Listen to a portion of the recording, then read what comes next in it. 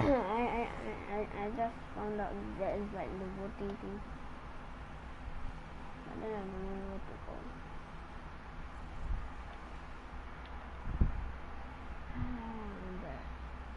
I think the main stage, I don't know. Everything is gone here. What happened?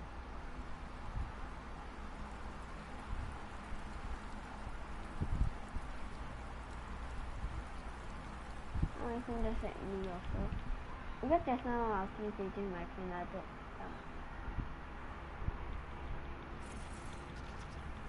what? Okay, from the main stage. Oh, book screen. Yeah, now I know where is it. I need to go find it. I need to go to the better.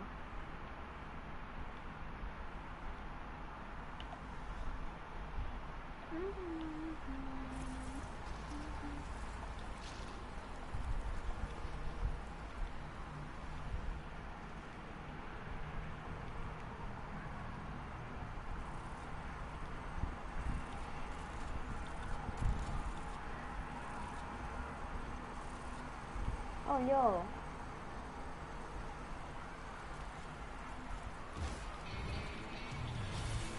Wait, what? I just did a challenge. In freaking Violet. I mean, not Violet. Freaking... Wait, what? Wait, what? Bro, I don't even want to miss that.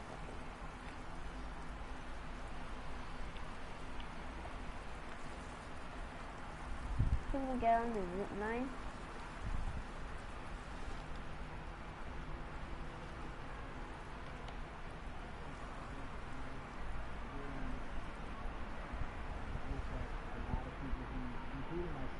I was vocal when I was spoken about racism, putting lyrics, I was putting t-shirts, no, here it comes. interviews, like, you know, I was vocal about it. But that video, in that moment, I think me along with a lot of other people just kind of was like, all right, like words are simply not enough anymore. We gotta do something, whether it's raising money, whether it's voting or all the above. Like we got to do something, you know. And I'm ashamed that it took that for me to be like, I need to raise money and I need to vote. You know, it's a shame, and I don't know. I guess it snapped a bunch of people out of it. You know, and even if you were vocal and whatnot, it's time to actually put your money where your mouth is. It's time to go vote. You know, it's time to just stop talking about it and be about it, you know. And it's been time for that, but like I said, you know, I'm ashamed that it took me this long to actually really be about it, but I'm here now. So Russ, we all know that this is going to be your first time voting. Tell me what that experience is going to be like for you in terms of what you're excited about. I think, you know what it's going to do for me? It's going to let me know that I'm contributing to something bigger than myself, and I'm actually putting my money where my mouth is, and I'm being about it. Because, you know, for so long, and I know I'm not alone with this, but, you know, standing on the outside and just screaming about this and that and this should change, and it's like, all right, but did you vote? You know. And so I'm, you know, I know it's gonna feel good to know that I played a small role, you know. And that's the problem. I think the mentality of like, my vote doesn't matter needs to be changed to. Don't try the mic. I'm seeing the video small, for the party royale. It does matter. It's a right role now, I'm playing. Like, I play my part and you play your part. So like, don't talk that much. Then we make a difference. I'm gonna go mute you, okay? You know, it'll feel. I have a feeling it's gonna feel very. Once I unmute you, then after I'll tell you, okay? That giving actually feels better than receiving. That's when you start wanting to do your part and contribute. So, voting is an easy way to give. You know. Yeah. To whom much is given, much is required, and you've been given a huge platform. We are so grateful for you, Russ. Philanthropist, artist, community activist, first-time voter. We appreciate you for doing this. Thank you. I appreciate y'all.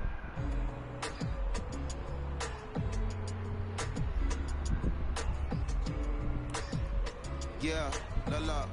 So cities like Atlanta and Chicago have been at the forefront of the discussions, especially now in this country when we're talking about COVID-19 and systemic racism, as well as police brutality and what we can do in this country. Again, we're continuing our conversation, letting you know that your voice is your vote and your vote is your voice. We can change where we are in this country. Currently, I'd like to welcome in Chicago Cubs right fielder Jason Heyward. I appreciate you.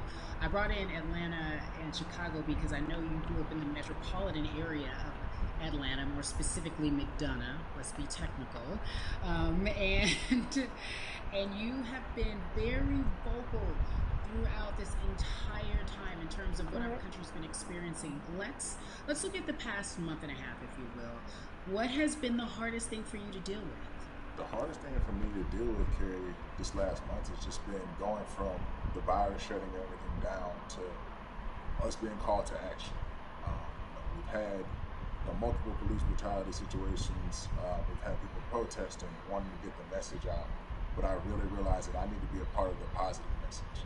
Make sure that doesn't get lost in all the chaos going on, for people to actually hear from a reasonable, respectable person who cares about everyone involved. A reasonable, respectable person who cares about everyone involved, which leads us to More Than a Vote.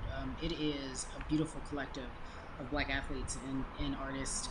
You are a part of that. Talk to me about why that's important for you right now, and let's be a part of that collective. To me personally, it's important to be a part of that because I've somewhat used baseball and my craft as an excuse to not get more involved in voting. But I can't any longer use baseball and work as an excuse not to get educated, and not also to show people like at any moment in time, any walk of life, we can make a difference. So tell me in your words, what does activism look like for you?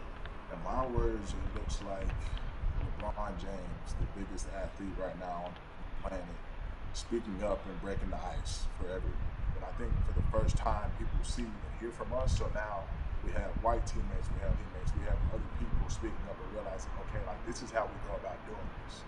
And to me right now, social media, athletes speaking up, entertainers speaking up, like we're trying to do it More Than a Vote. You said something I thought was so key, because covering sports for so long, I know that it's tough for Black players specifically in Major League Baseball to talk about how they feel.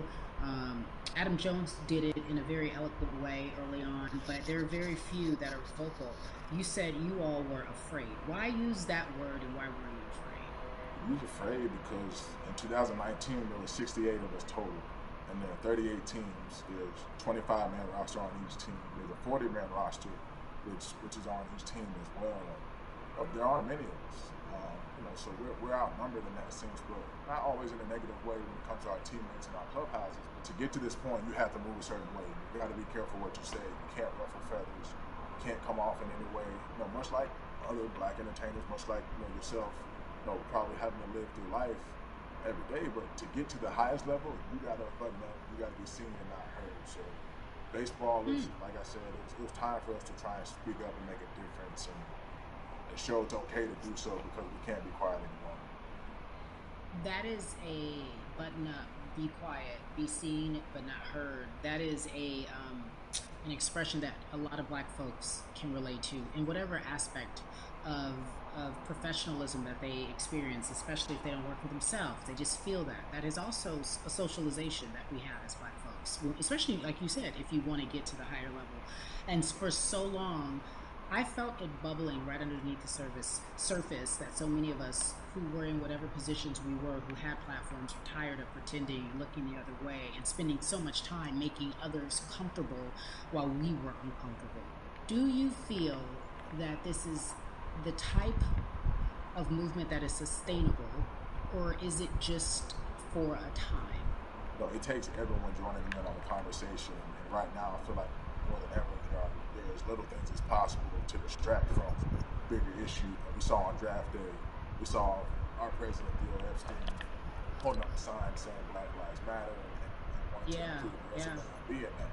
But now we're having those conversations as well. So I definitely think this is sustainable, and it's not always just going to be the popular thing to do.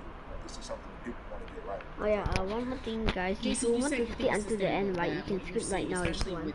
You might take way long. This could be something where you're feeling more comfortable, feeling more safe to share how you feel about social injustice and police brutality. What are you doing right now in this moment with your platform to help change how we look at voting and how to educate the culture and the community about voting? Well, first, what I'm doing, Carrie, is joining up with More Than a Vote and joining up with other athletes and entertainers to get that message out and use our platform in that sense as a group. And try to create a brand with this to make it something that's not just about the election coming, make sure that it's about people getting educated for years to come and figure out where to vote and how to vote. We've got people in different areas that cover different demographics and influence different areas of people. And as a baseball player, as a black baseball player, I feel like now, like we talked about, is finding the time to show people that you can use your voice in this profession. You don't have to be afraid. And to me, that can help someone, help a kid growing up. He can see me, he can see other guys that were in the video we posted saying, hey, this is what they're standing for. They're speaking up for these things, and it's okay to want to play baseball. It's not lame. It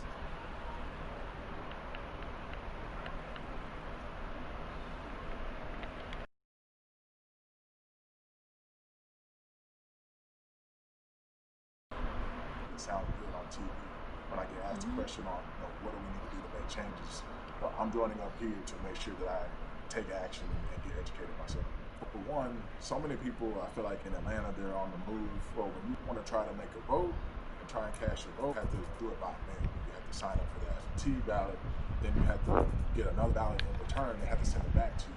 Well, for me personally, they didn't send that back until it was too late.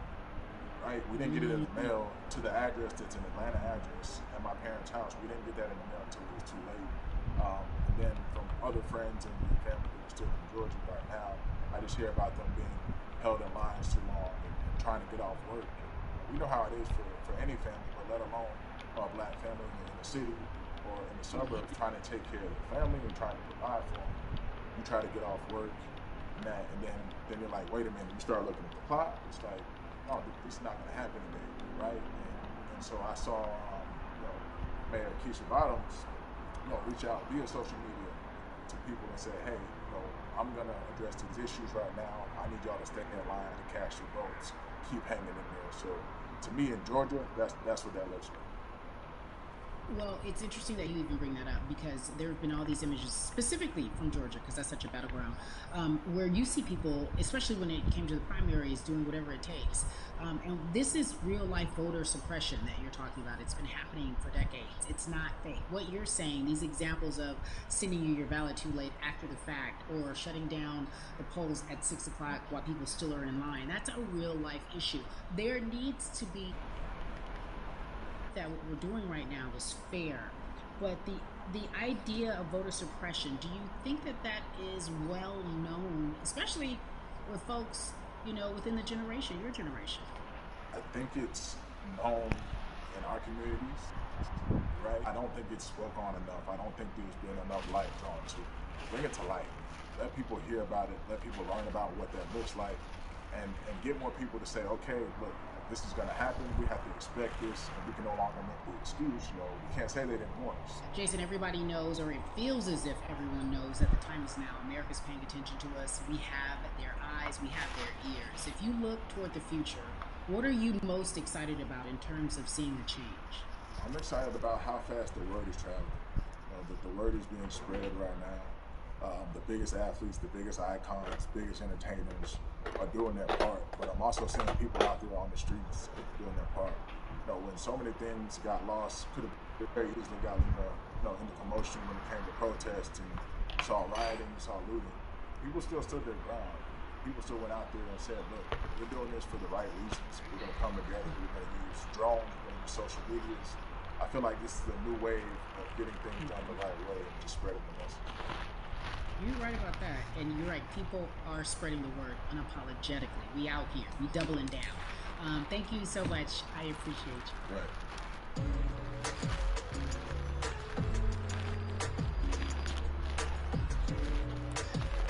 Yeah, la. Hey everybody, I am so excited to welcome a friend, a brother, family member, if you will, former colleague, NBA great, sports analyst, philanthropist. He does it all, and he's here to give us his time and his platform to talk about something that is so important, and that is voting. Everybody, welcome Jalen Rose to We the People.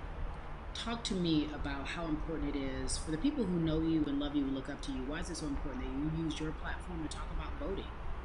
Initially, we have to get past the stigma of the mental systemic racism that comes with the presidential race, governors, mayors, senators, judges. We've been conditioned to believe that our vote does not matter. So usually when we looked up at all of those races and people that were running, not only did they not look like us, we didn't believe they were there to represent our best interests. So therefore, as a collective, we didn't mobilize until Barack Obama, and we felt a sense of hope that finally our country is going to do something that we felt would never happen in our lifetime. And I remember being at the inauguration in 2008. I made sure I was there. And we voted. In 2016, we didn't vote, Kerry. We didn't vote. And so many people try to make this political. This is not political. Me telling somebody to vote is like telling somebody to pay taxes. So that's one, getting over the stigma of nobody is going to represent our best interest. And then number two, the reality is that the person that gets the most votes doesn't necessarily win the presidency. That's uncomfortable right there, because that's actually what took place in 2016. The Electoral College chose the president. And if you put all of their pictures up, I'm pretty sure they look a lot more like each other than they look like you and I. How about that? And then the third thing, especially in urban environments, oh man, they create barriers for us, Kerry. It's like you got to jump over the fence, you got to run past the dog, you got to jump on the hood of the car. The lines is 5 hours long. You get up to the poll and they don't work. Elderly people working in the city, while they got the young people who understand technology working in the suburbs. Like, these are all systematic things that try to discourage us from voting. And then finally, we don't have a day off to vote. We need to work. So we don't get a day off. It's going to be a full day, and I got to work to pay my bills. So you know what I'm going to do? I'm going to mail in vote. And you know what you want people to realize, that counts too. So your vote will be counted if you're able to mail it in. So those are a few things that I hope that we can do and mobilize. And shout to LeBron and his team. Shout to you and everybody involved. We will make a difference. Well, let's talk about more than a vote. There is a Black collective of athletes, of artists, coming together and saying voter suppression is a real deal, especially in the Black community. When you just talked about, I got to work, so I can't go vote. And then when we do get in the booth, just in case we don't have to work, do we know who we're voting for? Not only do we have to vote, we got to be educated. And it's not always even about the man who's in office or the woman who's in office for president. It's about your local elections. It's about the people who are your DAs, your state DAs, like the people who actually make change in your community, who will change police brutality, who will make sure that your community is taken care of, who will defund police and hope that they can help you in stopping police brutality. So talk to me about why you decided to be a part of More Than a Vote and what it actually means. Well, it means a lot to be involved with such an impressive collective, as you mentioned. And I said this multiple times, and I know it can be uncomfortable when I say it, but a lot of times we have to get to the root of the issue before we find the solution. And the quote was, I wish America loved Black people as much as it loves Black culture. And this collective, by the way, represents in a lot of ways what's encouraging, but also sometimes disappointing about our role as Black people in America. Because we were brought here as labor and to entertain. And we use those vehicles to get paid and move to the suburbs and be idols of white kids. And so now that we have this collective, I would say sports and entertainment represent the most powerful group of Black men in the United States. I'm talking about money, power, celebrity, the ability to mobilize, community involvement, their leadership, their intellect. And so to have all of us pulling in the same direction at the same time for anything that we're passionate about is going to be a difference maker, but it's definitely going to be a difference maker in the 2020 vote, because we're going to make sure we inform everybody that they can let their voice be heard, and failure is not an option. Jalen, what does voter suppression look like to you? A perfect example took place recently, Carrie, in Kentucky. It was 6 p.m. at night, and so many people were standing in line enthusiastic to vote. And you know what they did? Locked the doors. And you know what the people did? They continued to bang on the doors, continued to bang on the windows. They continued to let it be known they were not going to leave the premises until they got a chance to vote. And you know what ended up happening? They opened those doors and allowed those people to vote. So do not be discouraged. These barriers show you that it matters, and we're here to help you break through them. The same thing with our platforms and voices, Carrie, because you know what's going to happen. At some point, Breonna Taylor is not going to be trending anymore. People are not going to be protesting anymore. But it's still up to us to keep making sure that our voices get heard, and this is one way to do so. Right, and that is a form of being activated, being an activist. It doesn't have to be protesting. It doesn't have to look like what you think traditionally activism looks like. It's voting. It's that simple. We now have to understand, like, this is a critical mass moment for this movement to continue to hold up as much steam for as long as possible.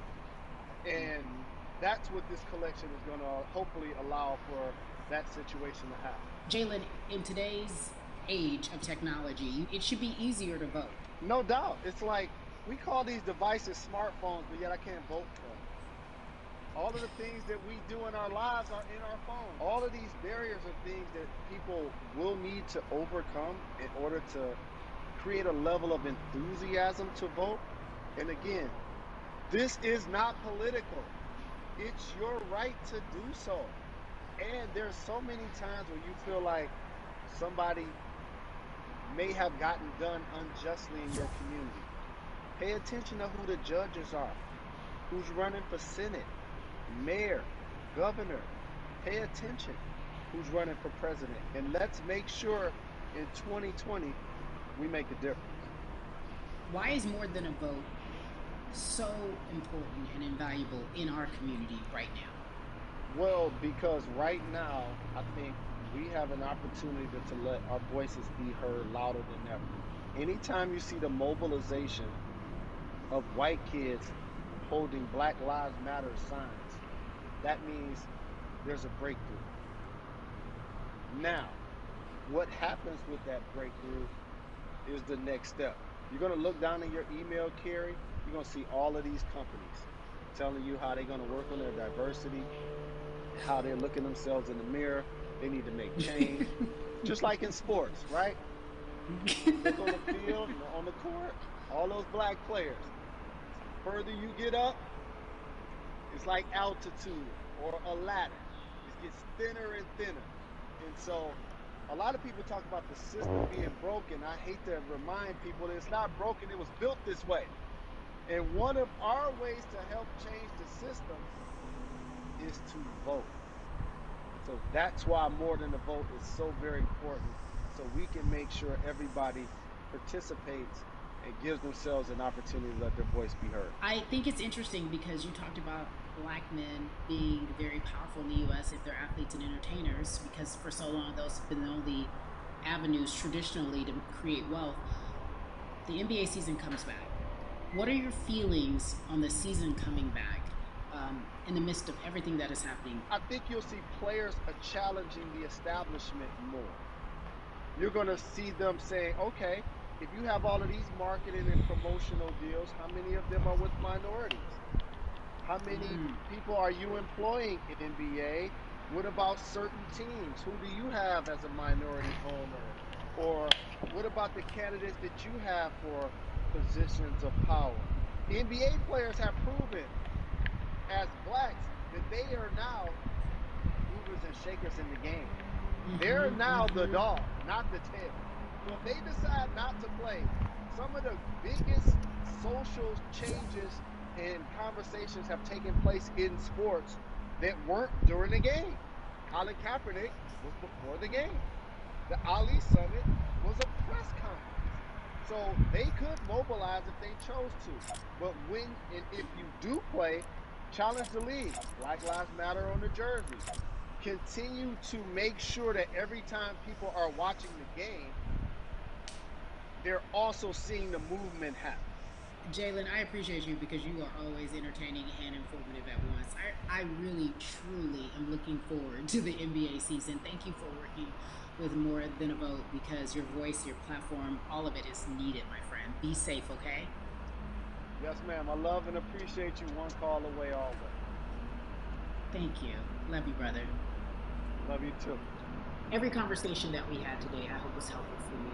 I am so grateful to everyone who came on with me to talk about what's going on in our culture and how we need to change. Huge shout out to Jalen Rose, Bun B, Jason. Yeah, Hayward, sorry that I Yvonne missed out Orji, some of the and part of the Russ. video Their because I words didn't were know it was like inspiring, but also on right now. important and invaluable. I hope your phone is full with all the information that we've been able to place in front of you. Again, you need to check out these resources because they are so important because we want you to vote. That is your voice. It is important. We, the people, want you to vote. So go to morethanavote.org, fairfight.com, and when we all vote.org. Again, thank you so much for joining us and paying attention because this message, again, is invaluable. I'm Carrie Champion for We the People.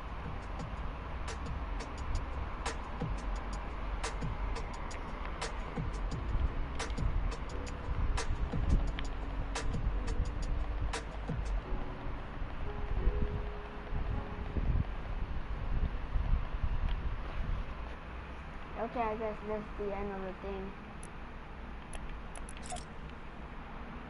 This is the end. So, this will be the end of the thing now. The stream right now. This will be the end. Okay, bye guys.